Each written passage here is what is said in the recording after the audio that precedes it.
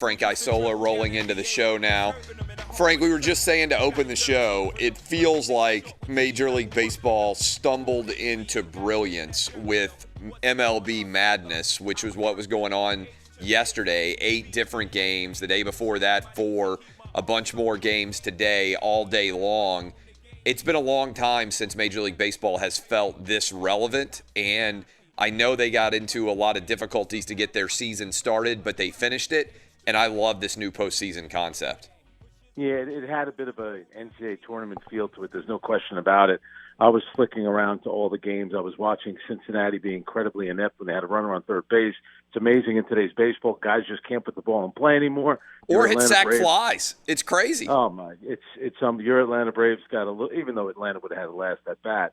But, the Cincinnati They Reds, got very fortunate, yes. Oh, it was just terrible. And then you have Cleveland, which can't.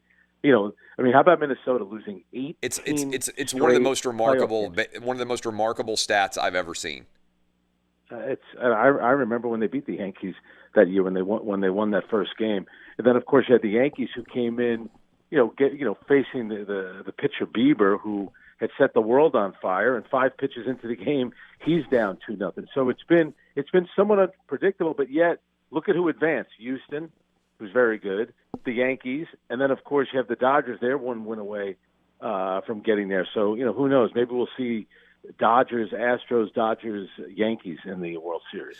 It would be wild. Now, the other major story going on, we've got the Lakers who there was not any contest at all against the Miami Heat. Is this series effectively over in your mind based on what you saw in Game 1? I know the Lakers still have to win 3 more. But with the injuries that the Heat had coming out of this game and the fact that they were down 30-plus points, it felt like a laugher. It felt like a game that should count for more than 1 game. Clay, last night, Adam Silver, the commissioner, he gave his annual State of the Union address right before Game 1 of the NBA Finals. And obviously a big topic was, when is next season going to start? And nobody knows the answer. I feel like I have a pretty good understanding about when this season's going to end up. Yes. Because if this continues, it feels like the Lakers have 3 more games, and they're going to get out of the bubble with a sweep and a championship. Miami was completely overmatched. And now, listen, they got guys hurt now. Goran Dragic, who was huge, I think he might be one of the more underrated players in the league. Bam Adebayo has been terrific. They're both a little banged up. The injuries are going to impact games 2, 3, and 4. The injuries did not impact Game 1. That was just a complete annihilation by the Lakers, who were down 13. Next thing you know, they were up by 23 points. It was amazing how quickly they just turned it on. And Anthony Davis and LeBron right now are just too good. I think the big thing that we missed this NBA was not getting a chance to see the Clippers play the Lakers in a playoff series. Otherwise, the Lakers are just rolling. I mean, come on. Right now, they're 12. What would they be? 13 and 3 yeah. in playoff games. It's incredible. All right, so we've got a very mediocre NFL game tonight between the poor Jets and who else they playing? The Denver Broncos. Yeah. And then you also have in New York, man, the Giants are atrocious. Have you good congratulations, at least they've got the Yankees to root for in New York area sports fans, but you've covered New York for a long time. Can you ever remember a time when the Jets and the Giants were this bad combined?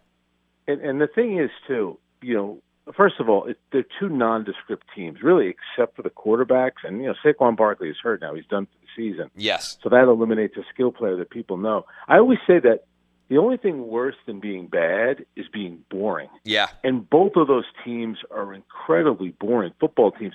And the Giants, it's interesting in New York. The Giants kind of skate a lot of times with the media. They have a good relationship with the media. I don't want to say that the guys that cover the team are soft. I'll just tell you, I don't think the Giants get raked over the coals as much as the Knicks do, as much as the Mets do. Certainly if the Yankees don't win, they hear it, and certainly the Jets. But, tonight, Clay, tell you what, if Adam Gase were to lose tonight, now, you have off this weekend. Is there a chance that they can make a coaching change? Because that team looks completely – and that Sam Darnold doesn't look like he's improving at all. You look all around the league, it's a quarterback league, and the 2 New York teams have 2 young quarterbacks. I'm not ready to give up on either of them yet, but it seems like a lot of the other young quarterbacks are progressing a little bit quicker than these 2 guys. Yeah, I don't think there's any doubt at all. The NFL finally had a COVID situation with what's going on in Nashville surrounding the Titans.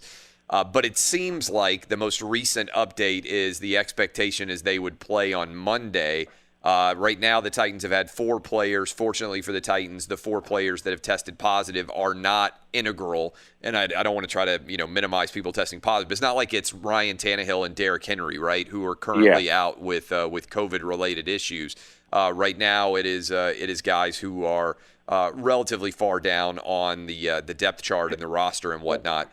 And it seems like they're going to be able to play Monday, which is, if that ends up happening, the NFL will have gotten into week 4, a quarter of their season. And I think you'd have to say, generally speaking, they've avoided any kind of disaster despite the fact they're not playing in a bubble.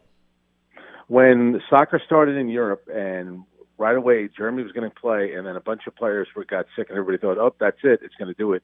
They ended up pulling it off.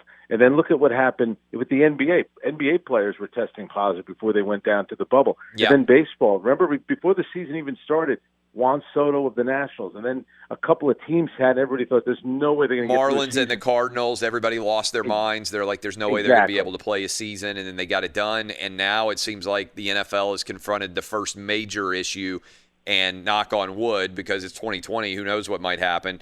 But it seems like an earlier afternoon, we're just basically going to get a doubleheader on Monday, which, frankly, I think a lot of fans are like, okay, that's awesome. Instead of having to watch, 15, 14 games on Sunday, we'll have a little bit of a doubleheader on Monday Night Football on Monday, which I think a lot of people like, especially when it's an earlier kickoff.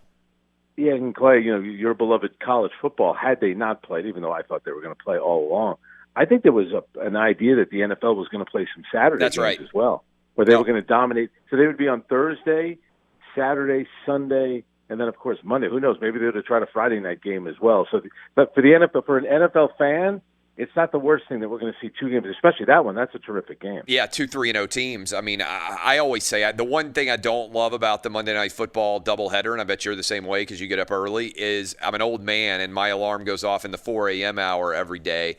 And so I don't love the late night West Coast Monday Night Football for my personal schedule. But if I were a college kid or if I were somebody young who didn't have to get up early in the morning, I'd be like, this is the greatest thing ever. But now what they're talking about with the Titans and the Steelers game is they would play it earlier than the kickoff. I like that. Yeah, so they'd kick off around 4 or 5 o'clock in the afternoon. So they would lead into the primetime game, Monday Night Football. I know on the West Coast a little bit different, but even for people on the West Coast, it's like, why, that doesn't stink to be able to have a sort of a bonus Monday Night Football game. If you have a non-traditional work schedule like many people do right now, you can take a little bit of a break, kick up your feet, watch the games early. Again, I just think this is the greatest. There are a lot of negatives, almost all negative from 2020 so far. The positive is September and October have been the greatest sports months ever. Yep, and especially with the golf happening, and then you had the tennis U.S. Open, which, by the way, the 2 finals matches were terrific. One thing about the NFL, and when I went to school, this is a really long time ago, there was no Thursday night game. Yep. There was no Sunday night game. Yep. I'm not sure I would have been able to go. I don't know if I ever would have gone to school because we were on the weekend. We were watching college football, the NFL on Sunday. Obviously, Monday night was a big deal. I think back then the big Thursday night thing was a college football game on Thursday. Yeah, that's night. Right. It used to be. They used to have great college football. Games on Thursday night. I remember still one of the great Thursday night games of all time. Remember, Florida State would never lose. And they played early in the Thursday night football, kind of becoming a big deal. They played on the road at Charlottesville in Virginia. And UVA pulled off a major Thursday night upset. George Welsh was the coach then.